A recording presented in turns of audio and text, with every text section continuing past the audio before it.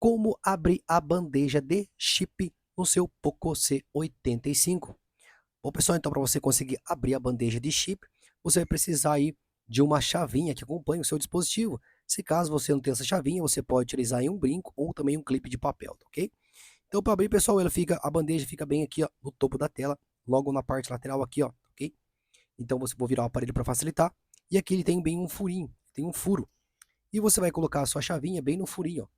Ele tem um orifício, ó, coloca bem no furinho e aperta. A hora que você apertar, ó, ele pula para fora dessa maneira. Pulou, você tira aí, ó, puxa cuidadosamente, que ele é da caixinha grande, ó.